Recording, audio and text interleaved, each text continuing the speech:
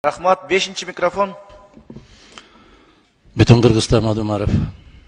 Урматтуу кесиптештер.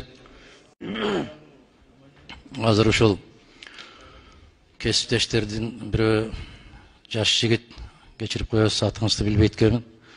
Бир кесиптештер деп, ошол кесиптештердин жашына жеткенче сиз дагы далай жолу ушундай сөздөргө кабыласыз. Ошол кесиптештердин жашына жеткенге чейин сизге дагы Аллах өмүр берсин. Бир эмес 5 жолу шайланыңыз, ошондо тажрыйбаңыз көбөйөт. Кеп эмне жөнүндө болуп атканда жакшыраак түшүнүп алабыз. Кеп өткөрөсүңөрбү, өткөрбөйсүңөрбү, бардык нерсе мыйзамдын чегинде болсун деген талап болуп атат. Конституцияда кандай жазылса, биздин регламентте кандай жазылса, эреже ошондой болсун деген талап болуп атат.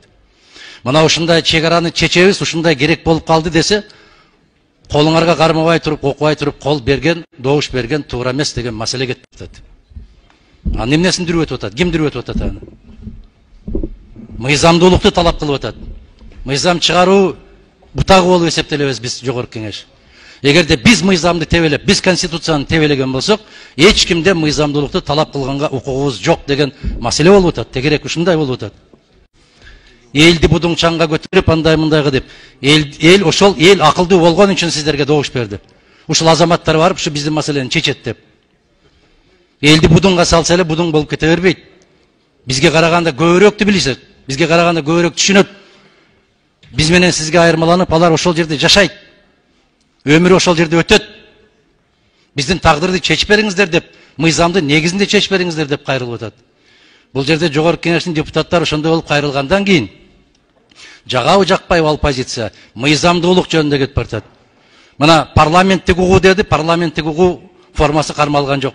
Комитеттин отуруму деди, комитеттик режим кармалган жок. Кеп ушундай болуп атат. Кийин 10 секунд. Ошол маселени бекеринен стенограмма үчүн деп айтып коюп аткан жерибиз жок. Кийин биз болбосок, кийинки урпактар кимге кандай баа беришин билип калсын деген ниет болуп атат. Рахмат.